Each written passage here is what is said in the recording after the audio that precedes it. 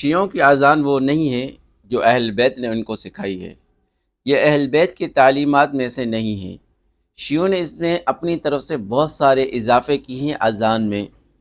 آئیے دیکھتے ہیں، یہ شیعہ کی معتبر ترین مسائل کی کتاب ہے توضیح المسائل، اور یہ ہے آقا حاجی سید محمد روحانی، یہ ہے شخصیت وہ، اس کی لکھی ہوئی تو مسائل کی کتاب ہے، بہت معتبر ان کے عالم ہیں۔ اس میں صفحہ نمبر 239 پہ پوری اذان نقل کی ہے۔ اذان 18 جملوں پر مشتمل ہے۔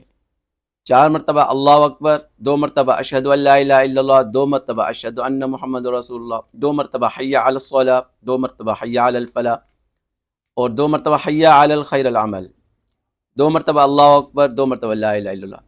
یہ اذان تقریباً اہل سنت کی اذان سے بہت ملتی ہے، سوائے اس ایک جملے کے حی علی الخیر العمل، باقی پوری اذان اہل سنت کی اذان سے ملتی ہے۔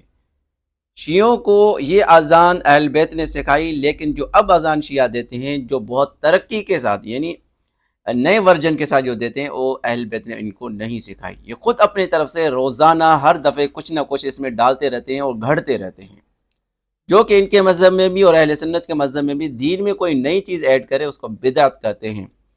جب ان کو نبی صلی اللہ علیہ وسلم نے اہل بیت سے کسی امام نے یہ اذان نہیں سکھائی جو اس وقت شیعہ دیتے ہیں، تو یہ اپنی اذان میں ایسی چیزیں کیوں ایڈ کرتے ہیں جن کو اہل بیت نے ان کو نہیں سکھایا؟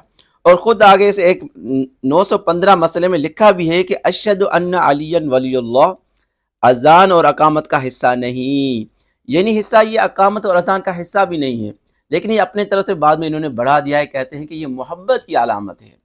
کیا ان کو پتہ نہیں تھا اہل بیت کو کہ کس طرح محبت کی جاتی ہے؟ سیدنا علی کا نام محبت سے ڈالنا ہوتا تو سیدنا حسن نہ ڈالتے، سیدنا حسین نہیں ڈالتے، ان کو محبت نہیں تھی علی سے۔ یا باقی جتنے بھی 11 امام گزرے ہیں، کسی نے سیدنا علی کا نام اذان میں ڈالا نہیں۔ یہ اپنی طرف سے ہر چیز گھڑتے رہتے ہیں، اپنی طرف سے انہوں نے دین بنا لیا ہے، پھر کہتے ہیں یہ اہل بیت کا دین ہے، اس کو تسلیم کرو، شیعہ دین اہل بیت کا ہے۔ شیعہ دین گھڑا ہوا دین ہے، اپنی طرف سے بناتے رہتے ہیں۔